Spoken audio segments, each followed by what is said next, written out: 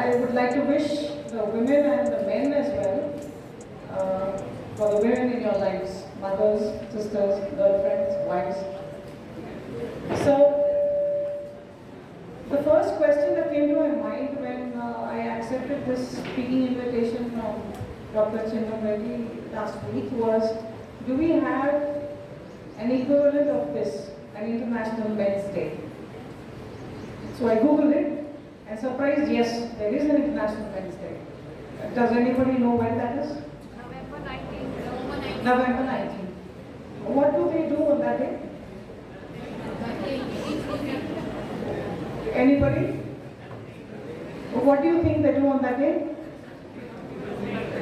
No answer. So I googled on that as well and there was no answer.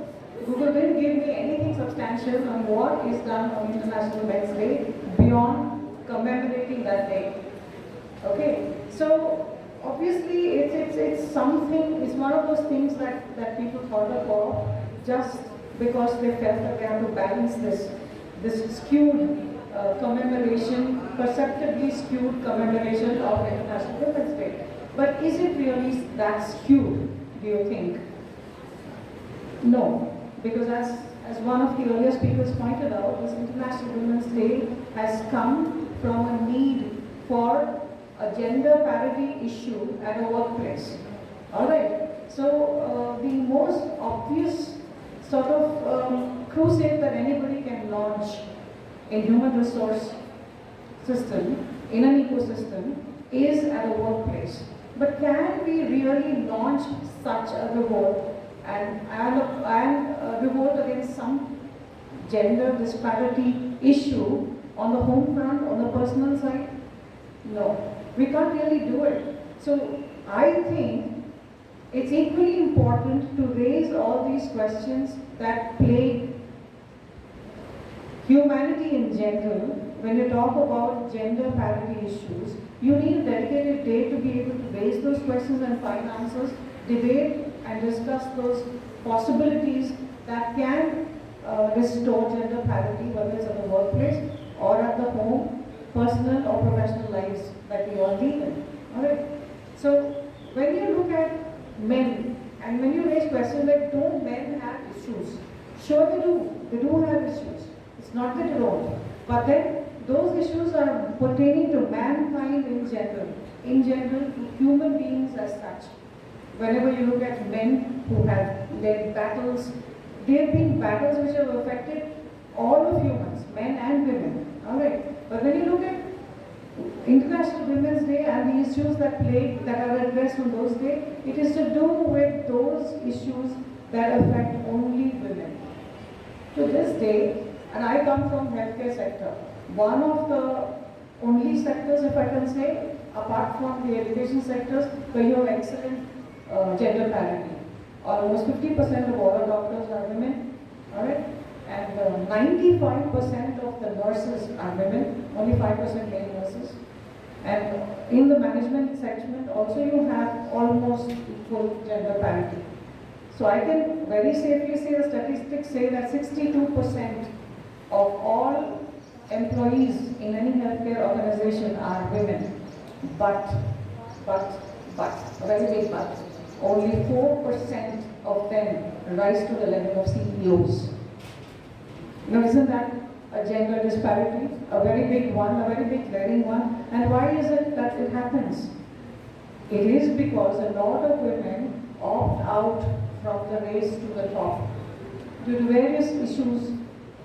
Most of them, 99.99% of them, being because their personal lives do not support that aspiration. And they give in to that. They give in to that. And that it's all right, giving in to a requirement on the home front to be able to adjust, to fill in that gap. It's also a gap that affects families, is justified, provided that is a conscious decision and it's a decision made by the family entirely, and it is acknowledged openly by all the family members that this is a little sacrifice that this woman is making for a bigger family gain. And that is not done. What usually happens is it is taken for granted. If there is a need for someone to look after aged parents, it is the woman. And it is taken for granted that she will do it. It's not a decision that is being made together by the couple or by the entire family and then acknowledged that yes, you're doing this, so we will try and make up for this in some other way. That is not done. Or there is no conscious decision like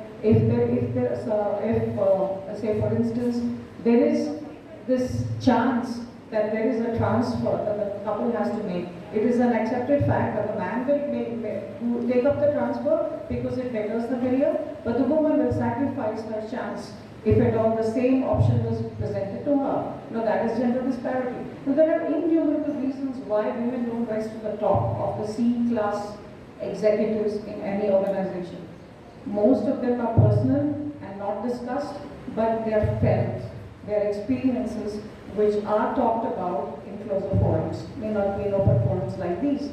But then, can we correct it? Do we want to correct it? These are two separate questions. Now, can we correct it? Yes, we can correct it. Do we want to correct it? Is a very personal question. A lot of women, if you look at people like Indra Nui, Cheryl Sandberg, they were spoken about this openly, this disparity, on what are the choices they've had to make. Now, Indra Nui has very publicly said that there was a time that her daughter had to seek an appointment with her personal assistant to be able to talk to her. Okay, so these are the little sacrifices that women make to make it to the C-class executives. Men don't make those kind of sacrifices because they are not seen as sacrifices. They are seen as you give different tags to it. You say that a man will have a very accommodating spouse to be able to ensure that he rises to the top of his profession. Okay. Now, very few women are able to say the same for their spouses or for their families. A few women who've spoken before me spoke about excellent ecosystems that they've had that have helped them to rise to the positions that they are in today. And that is the reason why they are the speakers here. Okay, that is the reason why they have successful careers. But for all those multiple women who have not had that equal opportunity, that conducive ecosystem in their homes, and it's a missed opportunity for them, for humans, for all of us. In business parlance, we call it a missed opportunity of a conversion to have contributed to the country's, to the nation's GDP. All right, and for personal success. Now, if there are takeaways at all from this, they are very personal. So each of you, if you introspect in your lives, what is it that you can do to make this ecosystem more conducive for women? There are many things that you can do. I can tell you, I will not want to talk about the personal details, the personal suggestions or the personal little examples, because they're really very personal and they're very relative. They change from home to home, from person to person. But I'll talk about examples at my workplace. So L.U. Prasad Eye Institute has 222 hospitals today, all right? And 190 of them are primary eye care centers. Now when I say primary eye care centers, these are little primary healthcare setups in remote rural villages where eye care is required, and it is to facilitate the people there from that remote village to get to equip themselves with something as simple as a pair of glasses or maybe cataract surgery. If they need something higher, of course, they are referred to the city centers. Now, when I joined L.U. Prasad Eye Institute, I came across this little statistic that said that to train a person to run a vision center, doctors don't run those places. They are run by who we call vision technicians. This is a special category of degree that L.U. Prasad Eye Institute runs. It's a residential program, much like yours, that we run in our Kismotpur campus in Hyderabad. It's a 2-year program. People are taken from the village, fully sponsored program. There's no fee to it. And they are trained and sent back to the same village from which they have been taken to independently run that vision center, the primary vision center. Now, it was found that most of the qualifying requirement for that was a 12th pass, an intermediate pass. So then, What I found during my visits across the network was that there were many women very eager to join that profession. Alright, because it's a very honorable profession to be able to wear a white coat and ally yourself as a paramedical health professional, right? Something very respectable for her within her own family, and she gets married with her in-laws too. Something that in-laws won't prevent her from pursuing even after marriage, because it's a very honorable profession, a healthcare profession. But there are very few girls who pass the 12. So I have lobbied within the system to say let's lower that to only 10th pass for girls. It can remain 12th pass for boys, but let it be 10th pass for girls. And we found, surprised, many girls opting for it, opting to be trained at our center and being placed there. And the biggest spin-off, the biggest advantage we have had by recruiting girls is there's no attrition, almost no attrition. Boys will not stick along at that profession. They will have other aspirations. They want to go to Bahu, they want to go to other abroad, to cities and so on. But girls, no. They marry within the same community, continue to remain at that center. Even if they have children, they take their maternity break, come back, work at the center, and continue to work at the center, ensuring we have almost zero attrition.